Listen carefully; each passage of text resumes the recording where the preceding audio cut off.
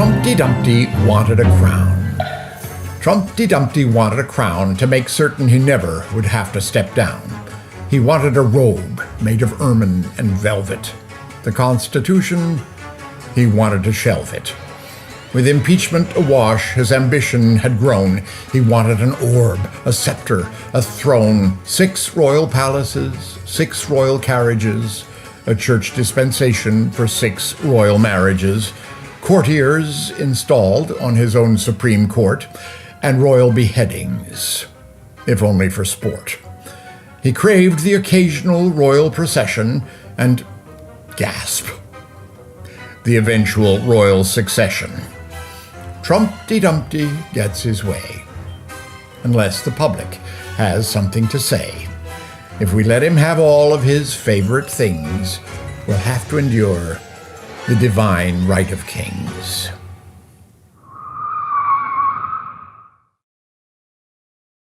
Hello, everyone, and welcome to today's virtual program at the Commonwealth Club of California.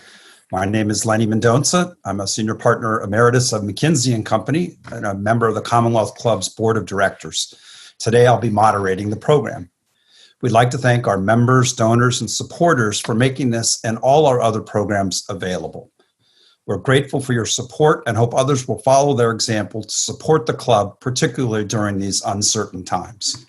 Today, I'm particularly pleased to be joined by John Lithgow, an award-winning actor and author of a new book, Trumpty Dumpty Wanted a Crown, Verses for a Despotic Age. He's best known, as I'm sure you all know, for his contributions in theater, television, and film industries throughout the years, with roles in things as varied as The Crown, Bombshell, and my personal favorite, The World According to Garp. After receiving degrees in history and literature from Harvard, John went on to study the performing arts at the London Academy of Music and Dramatic Art on a Fulbright scholarship. From there, he went on to become a notable award-winning actor with 2 Tonys, 2 Golden Globes, and 6 Emmys under his belt. In recent years, John has taken a public stance on political commentary and is known for his critiques of the Trump administration through satirical art. Trumpty Dumpty Wanted a Crown uses the traditional children's rhyme to criticize presidential decisions made in the last year and covers recent events such as Trump's impeachment, the COVID-19 pandemic, the Black Lives Matter protests, and much more. We'll be discussing a lot in the next hour, and I want to ask your questions as well.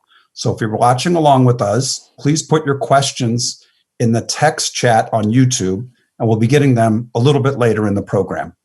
So thank you, John Lithgow, for joining us tonight. John Lithgow, it's a pleasure to see you. Thank you, Lenny. It's very nice to meet you. Very nice to talk to you. And we're especially happy to have you right after your newest book came out and was just out this week. I had the pleasure of reading it. Also had the pleasure of watching you on Stephen Colbert last night. So it's nice of you to join us after the Colbert Show. Did I sufficiently make a fool of myself last night? Fantastic. It's fantastic.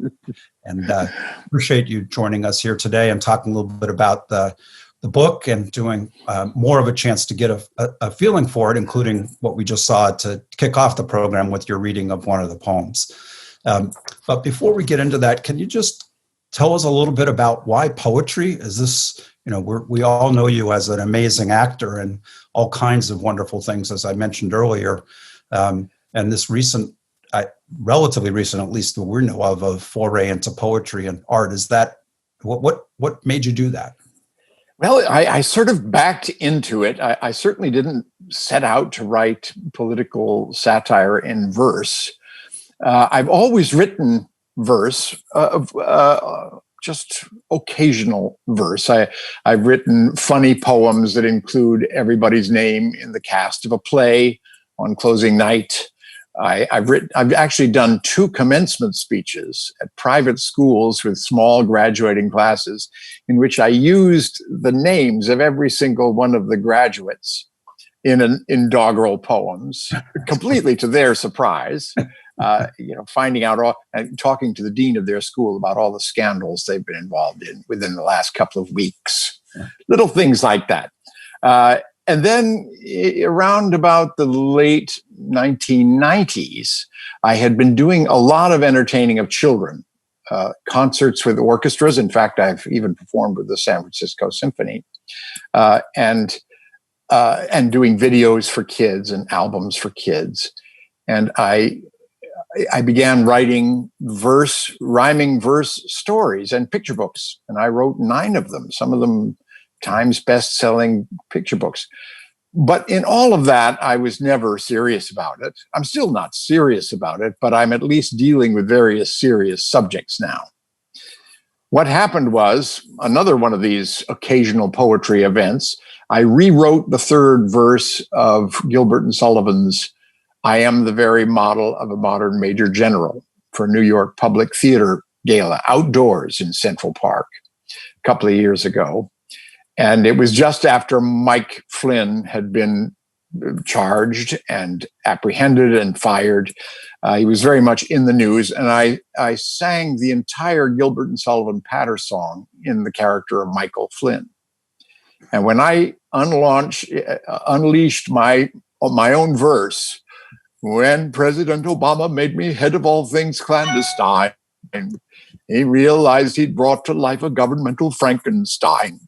But then I made a killing in a case of public pillory by shouting, 'Lock her up!' in my harangue opposing Hillary," etc. Well, when I told my literary agent about this, it was like the sun coming up. He immediately saw a book. We had gotten together to discuss, you've got to write something, John. What are you going to write? Suddenly he knew exactly what I was going to write. And he said, "I could sell this book tomorrow." And that was 2 years ago. I set off to write my first book. It's called simply Dumpty, The Age of Trump in Verse. That was such a smash hit last year, covering the first 2 years of Trump's administration, that my publisher, Chronicle Prism, right there in San Francisco, your pride and joy, they begged me to write another one. I said, I just can't. It's so hard thinking about all those meters and rhymes.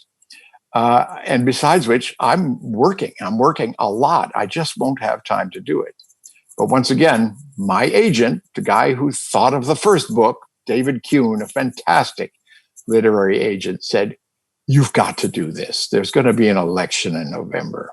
If you get this book out before that election, you can discharge your political duties." And he was absolutely right.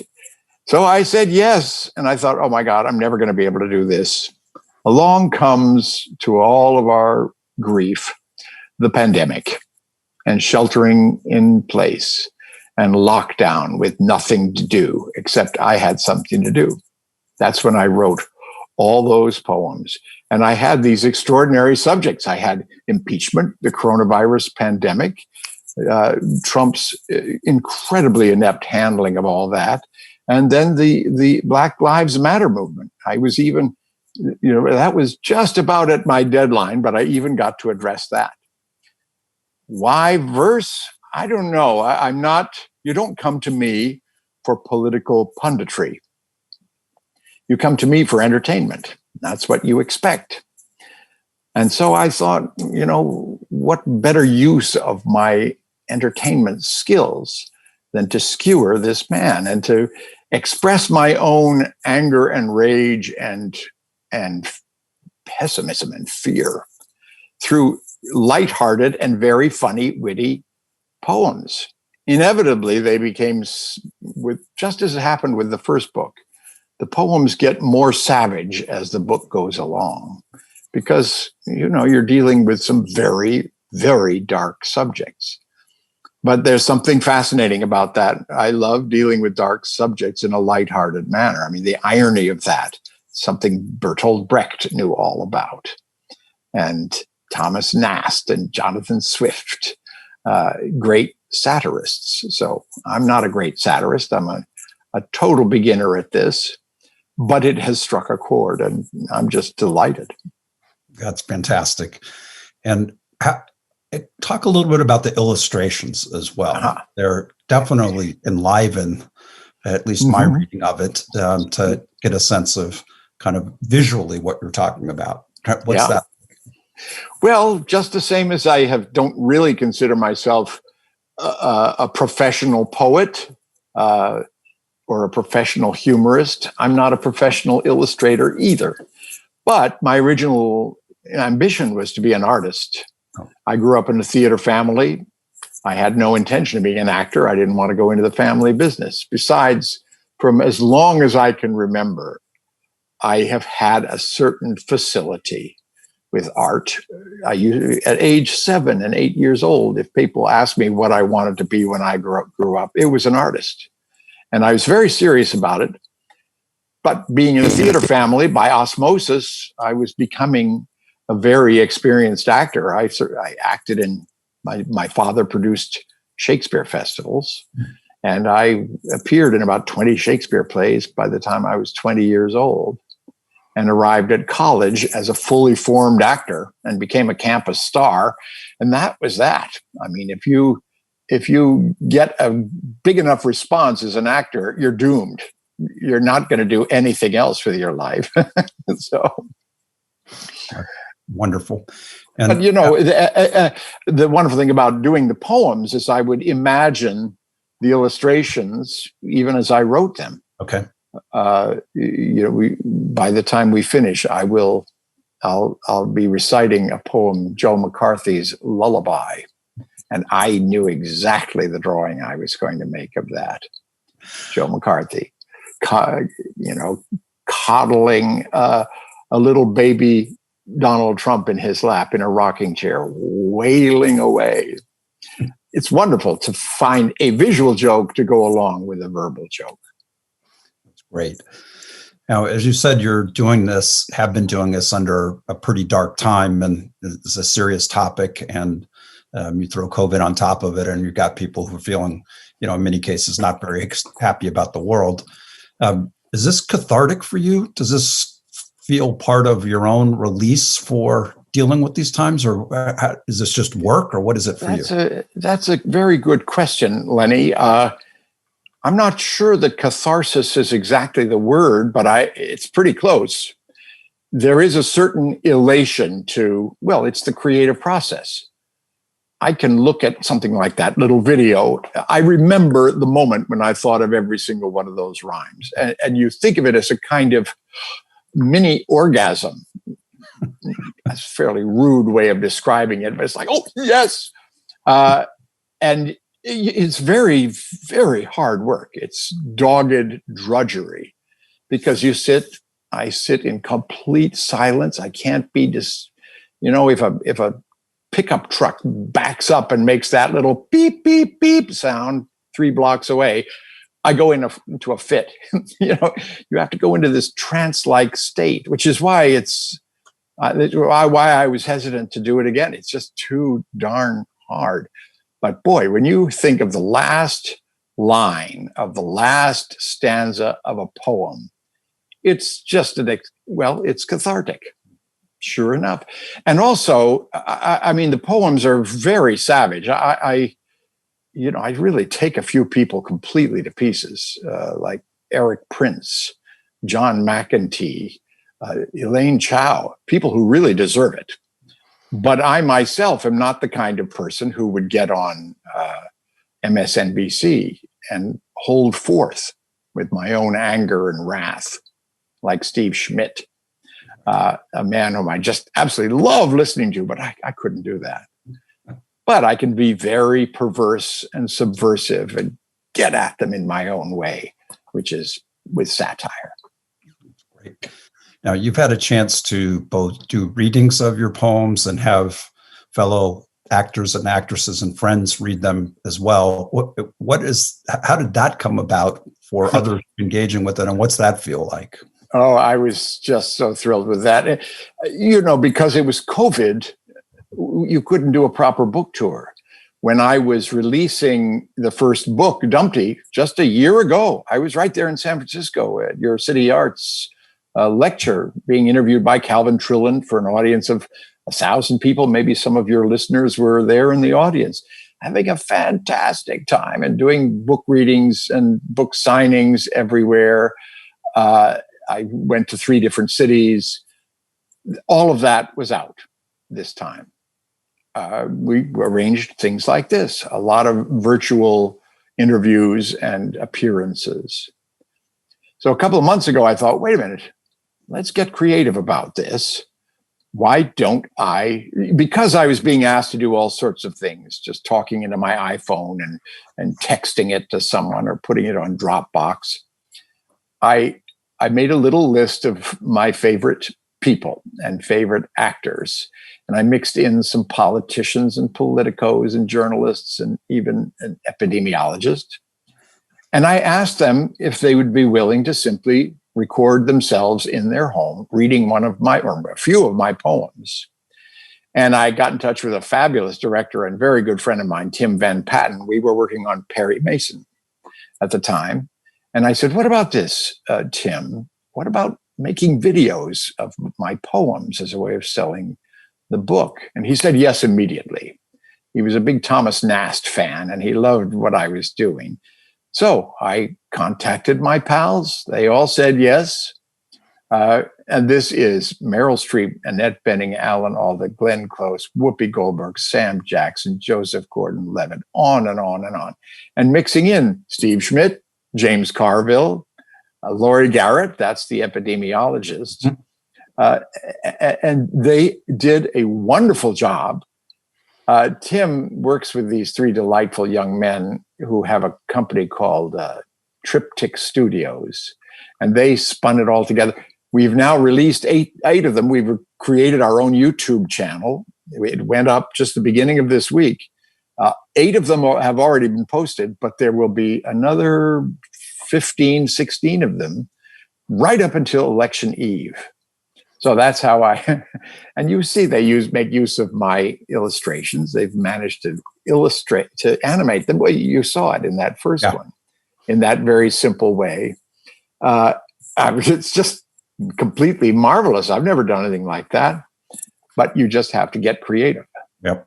Well, that's a wonderful way to bring something to life when you can't have everybody around listening in person. And you said it's on YouTube. So how can people get access? You get on YouTube channel and YouTube and look up our YouTube channel, which is called the Trumpty Dumpty Cycle. Okay. And there they are. They'll accumulate. We're rolling them out one after another. So at this point, you can see 8 of them. Okay, great. Look forward to watching those. Have you gotten any reaction from the negative reaction or just ribbing from the right, from the administration at all? There have probably been some very critical things thrown up on the internet, but I don't see them in any of the comment sections, and I don't look for them anyway. I'm an actor, and most actors are scared to death of bad reviews, no matter who they come from. But secretly, I think everybody was hoping we would get Trump's goat and elicit a couple of tweets from him. Hasn't happened yet, but God, he's doing everything else. He's a total lunatic these days, so I'm ready. Did you watch the debate? Yes, I did. Unbelievable. Unbelievable spectacle. Who would have dreamed that our politics would be so debased? Yeah. The only thing that kind of thrilled me about it, not while it was happening. While it was happening, I wanted to vomit. But as soon as it was over, and I saw all the commentary, which was completely appalled by Donald Trump, I began to feel a certain elation, as if we just watched him politically immolate himself. I mean, you look for all these signs. We've been doing that for 3 or 4 years now, thinking, he's done it now. There's no way he can recover from this. And we've always been wrong. But I don't know. I remain optimistic. Okay, good. Well, and it's almost as if he's doing our work for us. Well, he's certainly giving you a lot of material for next poems. Not just that, but, way back in December and January of last year, when we were talking about what this book should be and how should it be different from the last one, I said, this is bad. This book has got to be really tough and really dark. He's now behaving like a king. And why don't I make up an opening poem, Trumpty Dumpty Wanted a Crown, and make that the title of the book? Well, look how prescient that was. I mean, not to congratulate myself, but that's exactly how he's operating, more now than ever. And you know, I wrote that lighthearted poem back in January. It's taken on such dark meanings when I say, for example, courtiers installed in his own Supreme Court and royal beheadings, if only for sport. That's a much better line now than it was, 8 months ago. Well, I think you also were about time you were going to read another poem for us. Aha. Can you remember which poem I was going to read? Fake news. Yes, fake news. This, I urge you all to go to the YouTube channel I was talking about, because I have this. I'll read it all right, but I won't read it as well as my friends Whoopi Goldberg and Sam Jackson. They're just completely wonderful. It's taking me a moment. I'm not sure where it is in my own book. You see, this explains why my career has faltered. Let's see now. Fake news. Yes, it's one of the first. Page 15. And I'll show you the illustration for it just for the fun of it. Oh, you've got the illustration. That's our clever little tech people. Nick by name. It's called Fake News. And this, by the way, is Herodotus. Trump as Herodotus on his pedestal. People say that heretofore I kept black tenants from my door using legal trickery. But fake news doesn't bother me. They say that falsifying facts is how I skirted all my taxes. People call it larceny, but fake news doesn't bother me. Constantly, I'm found at fault, charged with sexual assault, harassment, and adultery, but fake news doesn't bother me. Starving students, people say, had their futures ripped away by Dumpty University, but fake news doesn't bother me. They smear me with the vilest things like payoffs for my casual flings from the campaign treasury, but fake news doesn't bother me.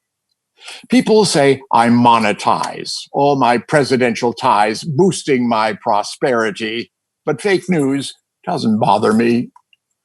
They say my meddling in Ukraine left an ignominious stain tantamount to treachery, but fake news doesn't bother me. They say in days coronaviral, I propelled our downward spiral through my imbecility, but fake news doesn't bother me. Notwithstanding crimes like these, I'll continue as I please. Fake news doesn't bother me. I'll just rewrite history. That's fantastic. If we had a live audience, there'd be a lot of applause going on. We can see it. Right. So that's very fun. Very fun. And prescient as well. You know, had you seen his income taxes? No. That's what I mean. Now, I wrote that early on in January. It was one of the first ones I wrote. Coronavirus had never even been heard of. But I was able to stick that last stanza in when coronavirus hit about days coronaviral. By the way, it was a wonderful event that I can tell you about. I'd written 3 or 4 of these poems, one about Roger Stone, one about fake news, of course. There was one called Twinkle, Twinkle, Kenneth Starr, about all the defense team in the impeachment trial. And I was invited by Senator Debbie Stabenow from Michigan to be the after-dinner entertainment at a retreat of the Democratic Senate Caucus in Baltimore in the Johns Hopkins Rare Books Library. And I flew to Baltimore, and I read my first 4 poems from this book. It was the first time I had ever read them aloud for anybody, and I was reading them. to United States Democratic senators. Great. And they laughed and applauded. They gave me a standing ovation. It was just one of those, for me personally, it was just a historic night. That's fantastic. Well, that would have been great after dinner entertainment. Yeah. Unfortunately, we didn't have Kamala or Dianne Feinstein, so I didn't have the California contingent. That's okay. I'm sure they'll look up the book in the meantime and look on the YouTube channel. No, I've already sent the book to all my Democratic friends and sent in the Senate. Great. So in the course of writing this, I mean, obviously there's a lot going on in every day in the news and the president doing something else. But what prompts you to that this is something I want to write about, or here's something that gave me an idea? Is it just pick up the paper or turn on the TV or look at Twitter and find something, or how do you decide what you want to write about? Well, it's things become very self-evident. I do remember with both books, I sat down and wrote a kind of a database of 40 great subjects or great characters. These characters are simply amazing. I mean, as an actor, you go through life looking at people who they behave so crazy. It's always very liberating. As a character actor, I always feel, what a relief. There's no way anybody can tell me I'm overdoing it. These people are nuts, and they're fantastic subjects for comedy. When they hired John McEntee to be the head of hiring and firing in the White House Personnel Office at age 29, this young jerk who hadn't done anything. It's like a perfect subject for a poem. And of course, any number of the others. I would dig deep into my research. I've just learned everything I could about someone like Sekulow or Elaine Chao, and collect all this stuff. A lot of it that people has escaped people's notice, or they've forgotten about it. And I would weave all those little factoids into the text of the poems. An interesting thing happened, which I describe in the introduction to the book. When my first book came out, many of the people I'd written about, their moment had come 8, 9, 10 months before. People early in the Trump administration, Tom Price, Scott Pruitt, Harold Bornstein, Ronnie Jackson, Anthony Scaramucci. Those were the subjects of the poems in the first book. But the early on poems, people's response would be, my God, I forgot all about those people. And I began to realize, well, that's what I'm doing with these books. I'm writing an odd, offbeat kind of history, but it is a history book. And history books are there to remind you about what happened. You may have forgotten this, but it was important.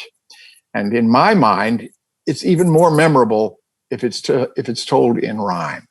Yeah. There's something about rhymes hitting Right. at the end of a sentence in perfect meter that just a little firecracker goes off in your brain when you read that rhyme, and you just remember. I did an entire mono rhyme in the first book, which means every single line ends with the same rhyme. And it was on the subject of Scott Pruitt. And everything rhymed with Pruitt, but you didn't hear the word till the very last line. Well, you don't forget Scott Pruitt after that. No. I will say, as I was reading the book and the introduction and then read the book, it did remind me about, if this were a film, you would say there's too many characters in this. Right. Yeah. That was 3 months ago, and I've already forgotten since there's been 15 new news cycles on a new character. I know. And it all happened like, slow down. I can't handle all of this, which of course is what everybody is feeling in this administration. So, and somehow or other, these two books, Volume 1 and Volume 2, God help me, I hope there will not be a Volume 3. Just putting all these stories together, all these people together, just compacting them into two 120-page books of poems. It has an incredible impact. Just how grotesquely bad this presidency was and this administration.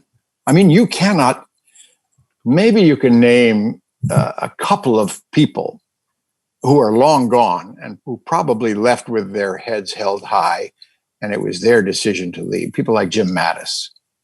But you can't name any other fine people. Or there may have been fine people, but they were stained by the experience of being in this administration. And there's only 4 people who have truly lasted from day one: Trump, Jared Kushner, Ivanka Trump, and that little creep, Stephen Miller. They're the only ones who are still around. And how grotesque is it that those are the people who are basically running our country? Yeah. So what are you, as you're out having these virtual conversations, what do you like to have people take away from, in addition to obviously reading the book and reacting to, what do you want them to feel after this? You ask such great questions, Lenny. The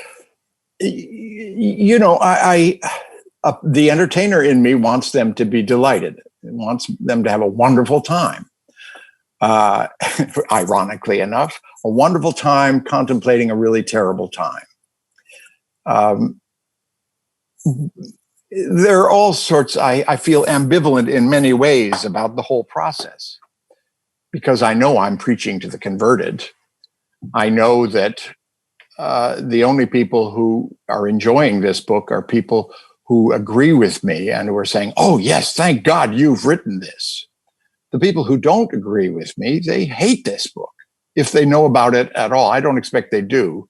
I always say, I hope to sell lots of copies to liberals, but lots of copies to Trump's people too, because they'll only want to burn it. But if they're going to burn it, they have to buy it first.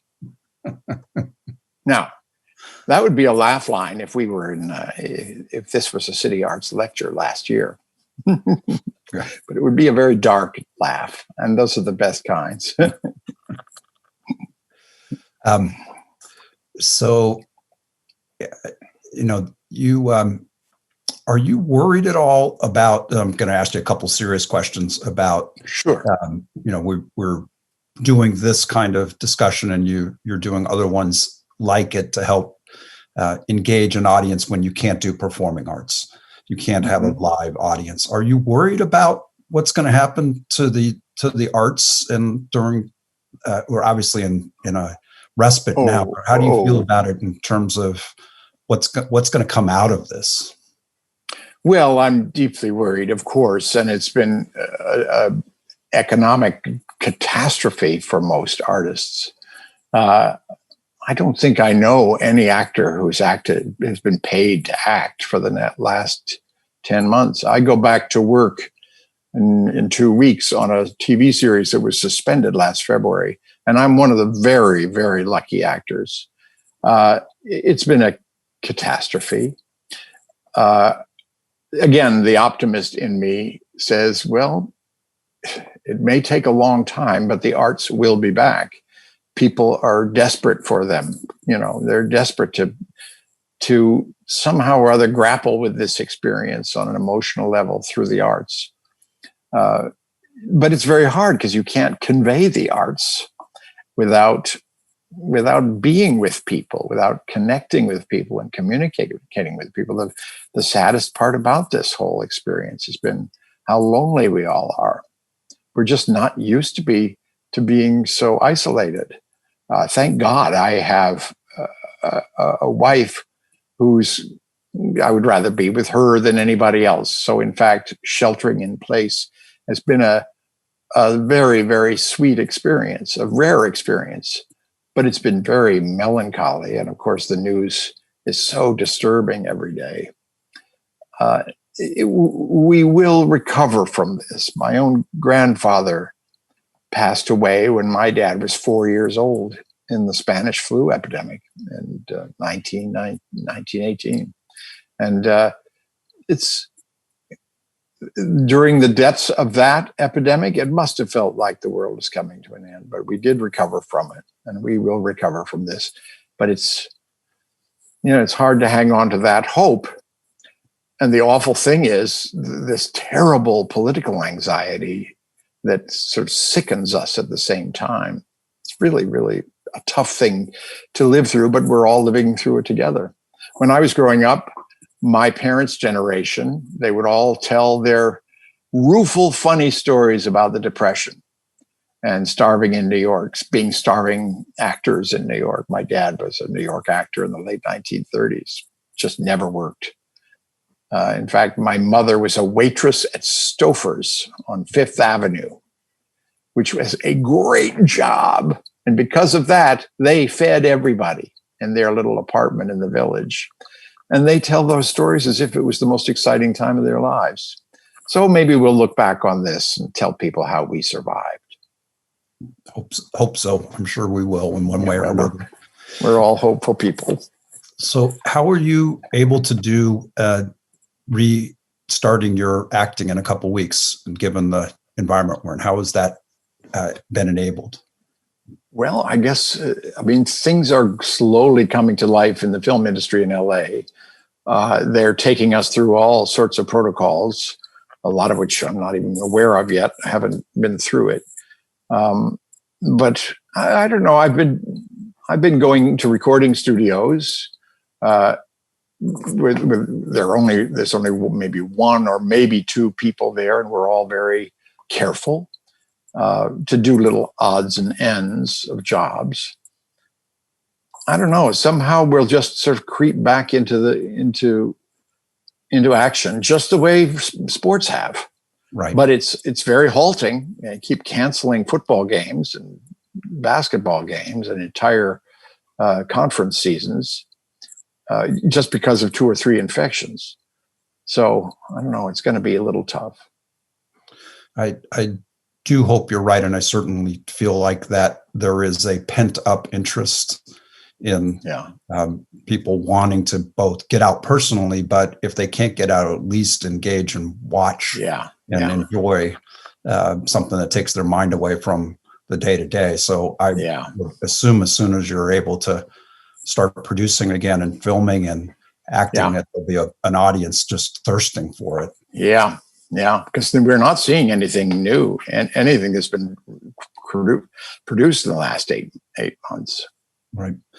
So in addition to being able to spend more time with your wife than you might have expected, how are you keeping yourself sane besides writing poetry?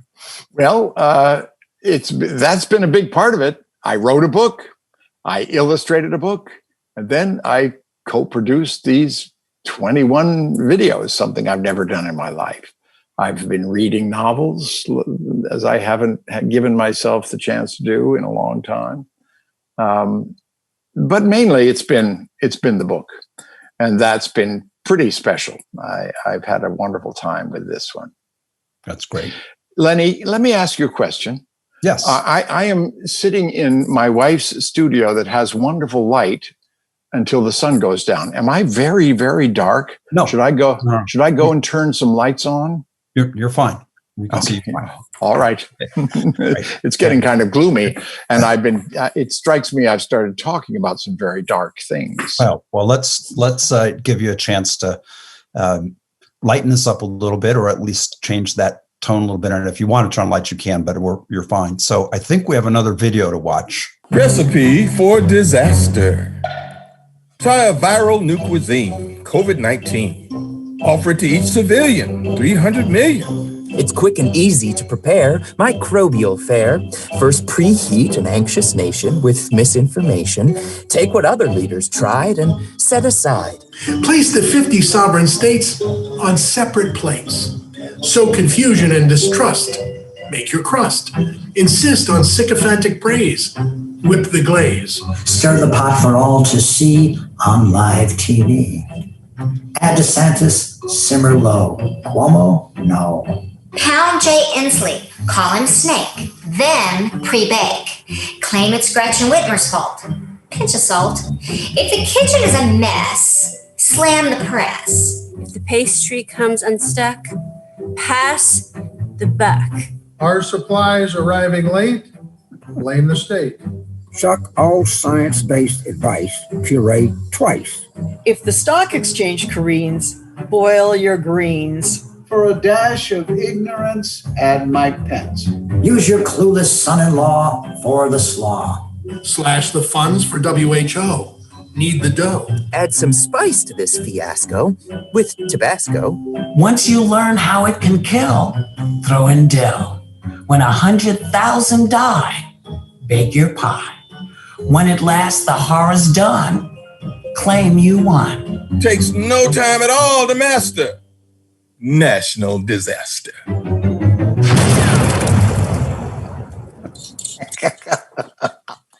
That is fantastic. How about that?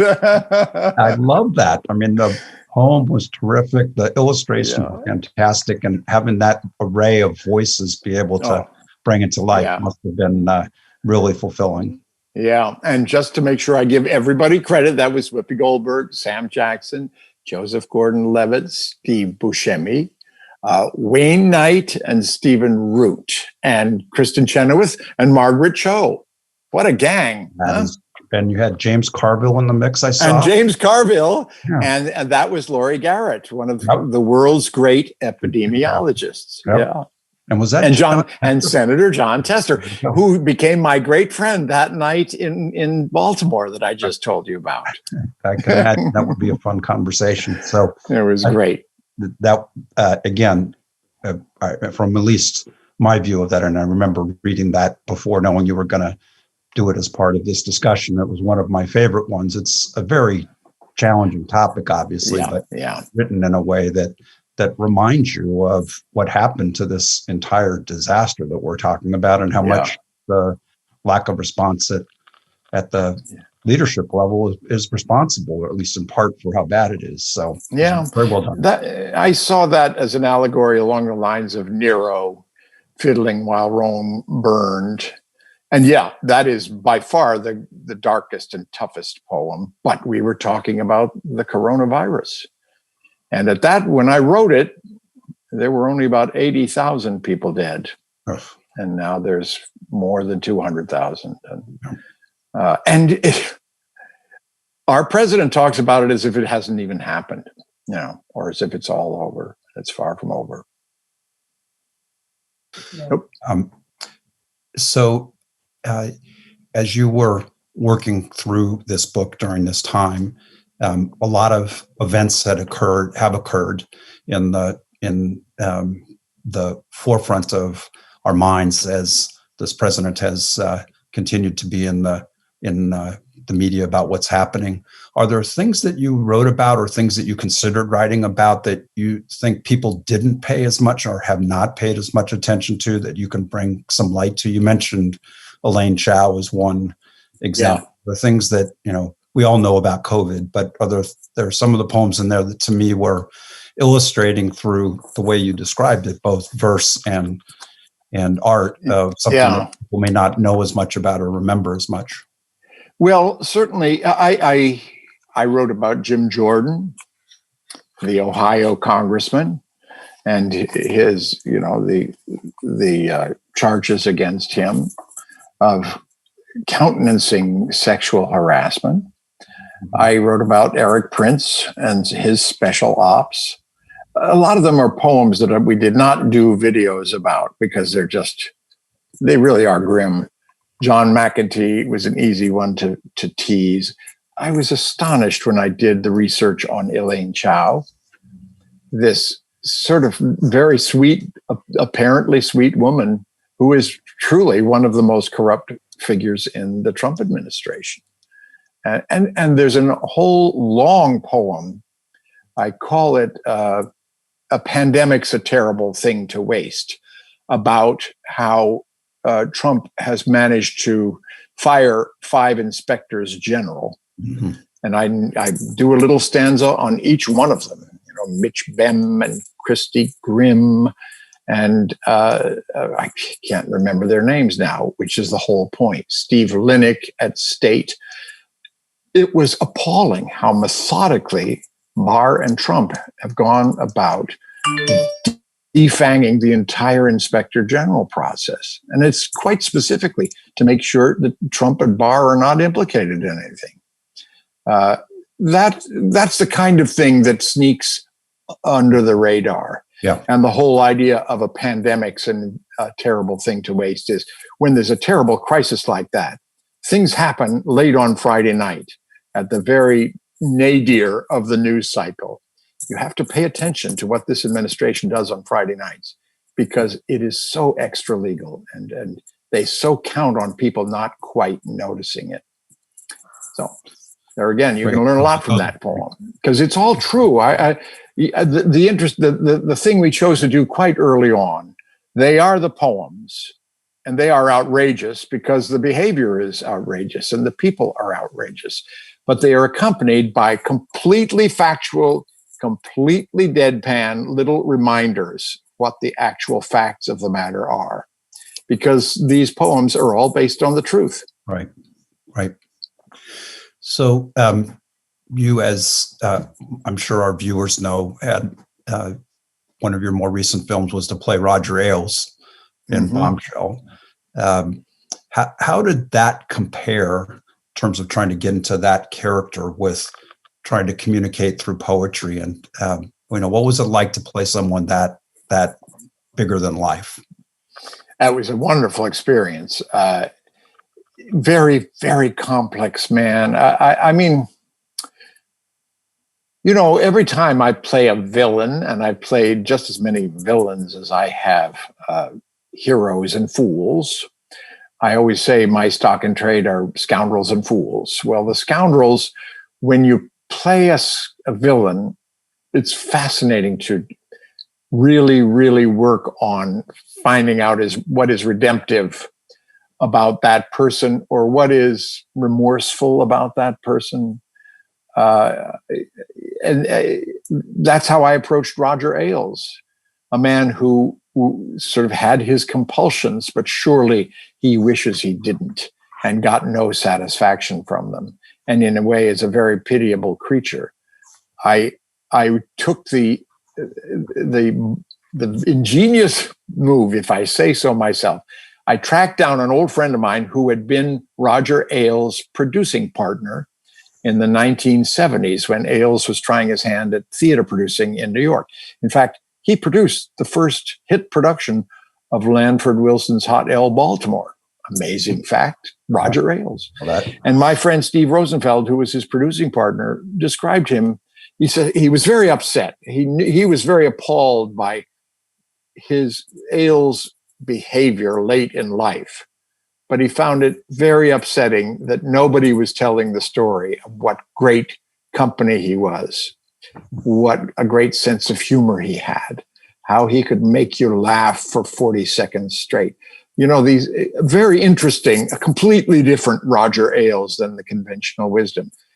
I found it much, much more interesting playing the part once I tracked Steve down and heard all those stories. Well, you certainly brought him to life very effectively. Very much enjoyed that. Thank you. So we had a question come on from the audience that when you get to do a movie about the Trump administration. Have we frozen up, Lenny? No, I only, yeah. If when they do a movie about, which I'm sure there'll be a dozen of them or more, the Trump administration, which character would you want to be? I'm afraid this guy Caputo, who just emerged for a moment and is now gone forever, that's the part for me. I even look like him, and he is. I mean, these people are so insane. But there are several. There are several. All the sort of fat, bald white men of over 70 years old. They're already looking for me to play those parts. Actually, I've already been asked to play Donald Trump a couple of times, but it's just too damn soon for me. I did play him. We did a live streaming of the Mueller report last June. Yep. It was fascinating. It was a fascinating experience. with a whole bunch of, it's kind of like the way I assembled the cast for my book. They just put us all together on YouTube, and we played out all those scenes, because a lot of the second half of the Mueller report is in fact written in dialogue. So can you describe a little bit more the videos that go along with this book? How did that really, I mean, people just were your friends in their homes recording, yes, like we're doing now, and then they were in their homes. I had the fun opportunity I created a little grid. I picked 21 poems that I thought would be really playable. And I asked people, most people read 3 or 4 poems. And there's a big section of limericks, you will remember. I doled them out to absolutely everybody. So, and they all read the entire poem. And then these wonderful guys, they cut them together so that, like in the case of Fake News, the video you just saw, you see the whole ensemble taking turns. I see. Okay. And we had great fun. And then I got involved late. They would edit it, and then I would revisit it and say, you know, what would work much better is put Buscemi down here and Edie Falco up here. And I injected myself. I deliberately had kept my distance and wanted to open it and close it. But then I decided, no, they need me here on this one, because I didn't want to read them again. I didn't want to ask them to do it again. They were already, I'll tell you a wonderful little side note. We got permission from SAG-AFTRA, our union, for all these people to perform and for it to air on television and use it as a clip, as we've done tonight. They all agreed, all the actors agreed, but we had to make sure that the union approved it. And they did, on condition that we pay each of them a nominal fee. And that nominal fee was $15. So I just love the fact that I paid Glenn Close and Sam Jackson and Meryl Streep $15 a pop. Alan Alda, I said, spend it wisely. I'm sure they needed the work, and we're grateful for the $15. So it looks like they were having fun doing it. Oh, they all had a wonderful time. They were really delighted. And they all did it completely on their own. I wasn't there to say, do it faster or do it funnier. They all did a great job. And if they didn't, we just would substitute somebody else in for that little particular stanza.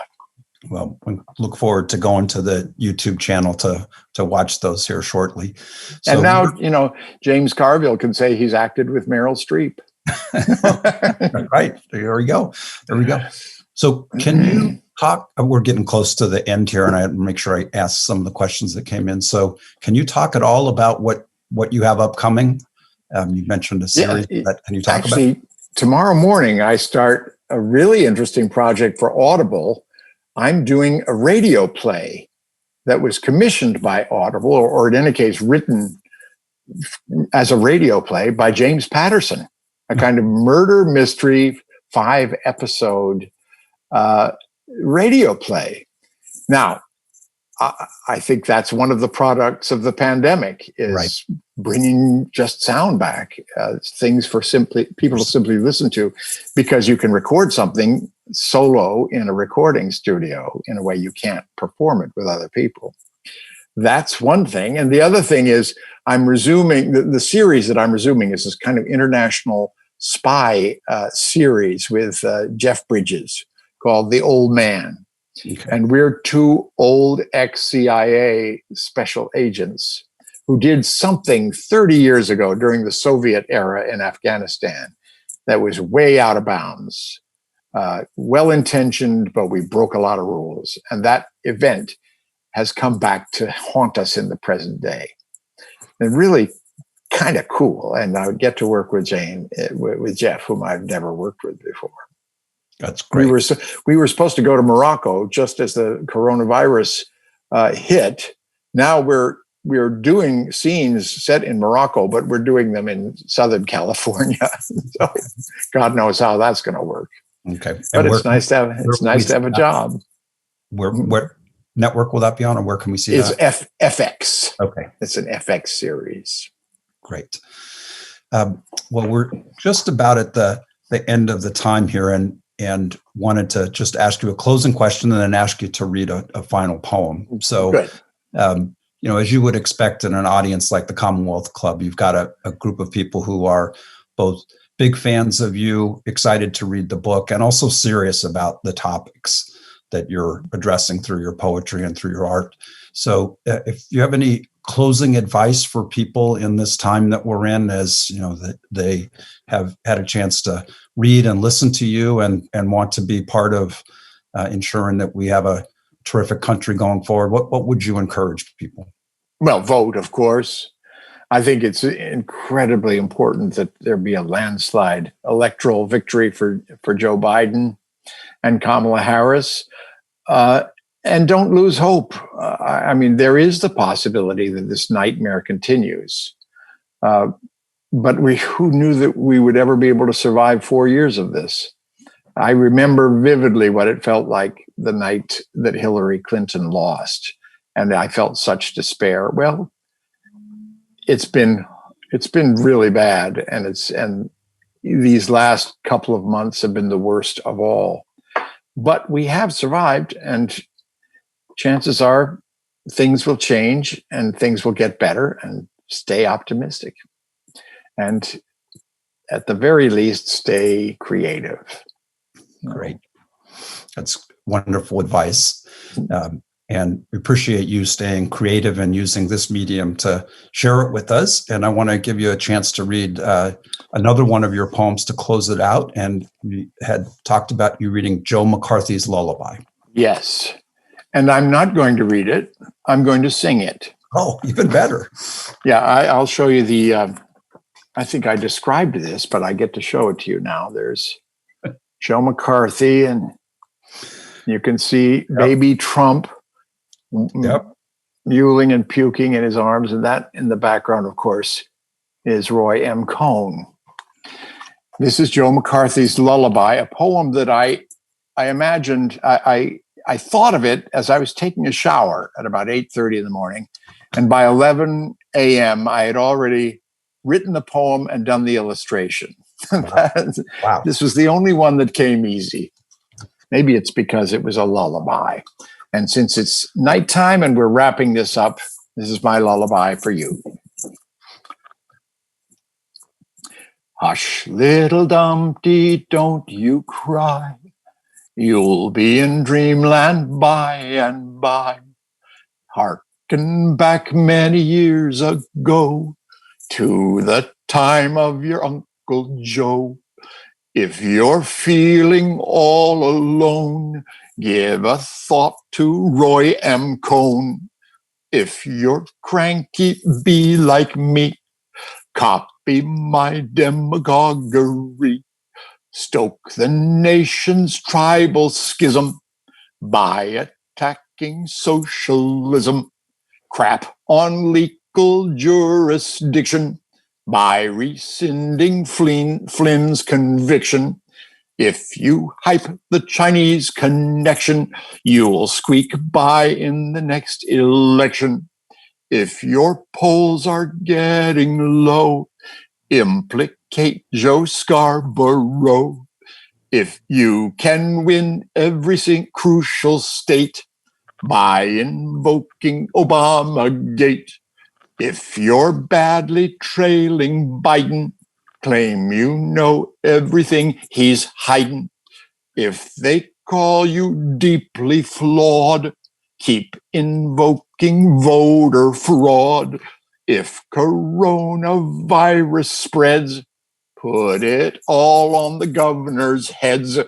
If they claim you reacted slow, place the blame on the WHO. If resistance grows too large, float the bogus deep state charge. If the public feels chagrin, tout hydroxychloroquine. If at last you're voted down, you'll still be the sweetest little Dumpty in town. So hush, little Dumpty, don't you cry. You're out of office by and by, by and by, by and by. Oh, that's fantastic. That's Joe McCarthy's lullaby. That is wonderful. That is wonderful. And, if we could see it, the applause would be deafening right now. But I can think of no better way to end an evening with John Lithgow than having him read Joe McCarthy's lullaby.